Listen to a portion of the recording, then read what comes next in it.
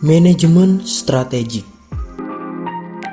Manajemen strategik adalah usaha yang dilakukan oleh seorang manajer untuk mengembangkan strategi organisasi. Tugas penting ini melibatkan fungsi-fungsi manajemen. Lalu, apa itu strategi? Strategi secara sederhana dapat diartikan sebagai sebuah rencana yang berisi langkah-langkah dalam mencapai sebuah tujuan. Lalu, mengapa manajemen strategik itu penting? Setidaknya ada 3 alasan.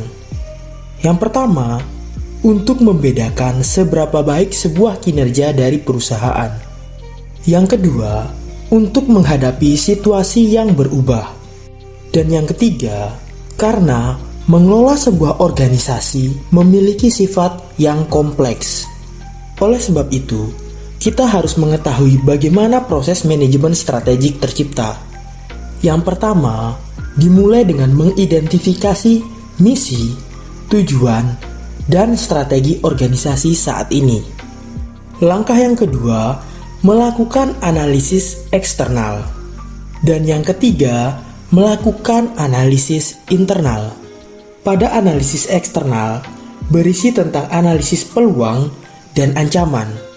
Sedangkan analisis internal berisi tentang kekuatan dan kelemahan, atau biasa kita kenal dengan sebutan analisis SWOT. Lalu masuk pada tahap keempat atau langkah keempat, yaitu memformulasikan sebuah strategi. Langkah yang kelima, mengimplementasikan strategi. Dan yang keenam, mengevaluasi hasil. Secara umum, organisasi menggunakan 3 jenis strategi, yaitu strategi korporasi, strategi bisnis, dan strategi fungsional. Biasanya, manajer tingkat atas bertanggung jawab atas strategi korporasi. Manajer pada tingkat menengah akan bertanggung jawab tentang strategi bisnis atau strategi kompetitif, dan manajer lini pertama akan bertanggung jawab terhadap strategi fungsional.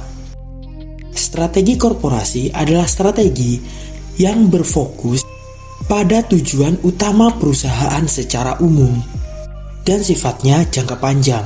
Strategi korporasi sendiri dibagi menjadi 3, yaitu pertumbuhan, stabilitas, dan pembaharuan. Strategi pertumbuhan adalah strategi organisasi untuk memperluas jangkauannya, membuka cabang baru, menambah jumlah barang dan jasa, baik yang sifatnya dengan bisnis yang telah hadir ataupun membuat bisnis baru. Yang kedua, strategi stabilitas.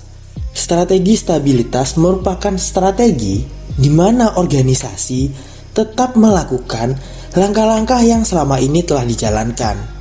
Dan yang ketiga, strategi pembaharuan, yaitu sebuah strategi yang digunakan untuk mengatasi menurunnya kinerja dari sebuah organisasi atau perusahaan. Dalam mengelola strategi korporasi, perusahaan umumnya menggunakan sebuah matriks. Salah satunya adalah BCG Matrix. BCG Matrix sendiri digunakan untuk mengetahui posisi perusahaan pada saat ini. Dengan BCG Matrix, perusahaan dapat memandu keputusan alokasi sumber daya berdasarkan pangsa pasar dan tingkat pertumbuhan organisasi. Adapun gambaran BCG Matrix seperti gambar berikut ini, di mana terdapat 4 kuadran, yaitu posisi star atau bintang, yang kedua ada posisi tanda tanya atau question mark, yang ketiga ada casco atau sapi perah, dan yang keempat adalah anjing atau dog. Lalu, bagaimana cara membaca BCG Matrix? Kita mulai dari kuadran pertama, yaitu star atau bintang. Seperti namanya, star adalah unit bisnis yang memiliki pangsa pasar yang besar di industri yang berkembang pesat. Jika perusahaan berada di posisi ini, artinya lini produk memiliki jalur pasar atau potensi pertumbuhan yang sangat jelas dan pertumbuhan dana dalam jumlah besar untuk memastikan bahwa mereka dapat melawan pesaing dan mempertahankan tingkat pertumbuhan perusahaan. Yang kedua adalah question mark, yaitu di mana posisi produk atau unit bisnis memiliki prospek pertumbuhan yang tinggi tetapi memiliki pangsa pasar yang sangat rendah, di mana penghasilan perusahaan umumnya tidak sebanding dengan biaya-biaya yang dikeluarkan. Artinya, perusahaan banyak mengeluarkan biaya untuk melakukan aktivitas operasional, tetapi secara pengembalian memiliki keuntungan yang sangat kecil. Namun, karena prospek pertumbuhannya sangat pesat, sehingga bisa berpotensi menjadi star atau bintang. Jika yang terjadi sebaliknya, maka perusahaan bisa saja berada di posisi cash cow, bahkan bisa menjadi posisi dog. Posisi yang ketiga yaitu cash cow, di mana perusahaan memiliki pertumbuhan yang rendah, tetapi pangsa pasarnya tinggi. Pada beberapa kasus, perusahaan yang berada di posisi ini umumnya pendapatan yang didapatkan pada tingkatan cash cow digunakan sebagai pendanaan untuk melakukan penelitian dan pengembangan produk-produk baru. Dan yang terakhir adalah posisi dog, yaitu posisi bisnis dengan pertumbuhan rendah dengan pangsa pasar yang rendah. Strategi yang berikutnya setelah strategi korporasi adalah strategi kompetitif. Strategi kompetitif adalah strategi tentang bagaimana organisasi akan bersaing dalam bisnisnya. Untuk dapat menerapkan strategi kompetitif, perusahaan atau organisasi harus bisa memahami keunggulan-keunggulan kompetitif yang dimilikinya. Organisasi atau perusahaan jika ingin mempertahankan keunggulan kompetitifnya, setidaknya harus bisa menganalisis 5 model kekuatan. 5 kekuatan tersebut adalah 5 jenis ancaman. Yang pertama, ancaman pendatang baru. Yang kedua, ancaman pengganti. Yang ketiga, daya tawar pembeli. Yang keempat, daya tawar pemasok. Dan yang kelima adalah pesaing saat ini. Strategi kompetitif sendiri dibagi menjadi 3. Yang pertama adalah strategi kepemimpinan biaya, yaitu bagaimana sebuah perusahaan bisa membuat produk yang lebih rendah atau lebih murah dari para pesaingnya. Strategi ini konsepnya adalah bagaimana biaya overhead dari sebuah perusahaan tetap dijaga pada level yang minimum. Hal ini bisa terjadi karena perusahaan bisa melakukan efisiensi. Dapat berupa penciptaan teknik-teknik dalam melakukan kegiatan produksi, penggunaan peralatan yang modern, dan strategi pemilihan pemasok. Yang kedua adalah strategi diferensiasi, yaitu bagaimana perusahaan dapat membuat produk yang unik dan berbeda dari pesaingnya.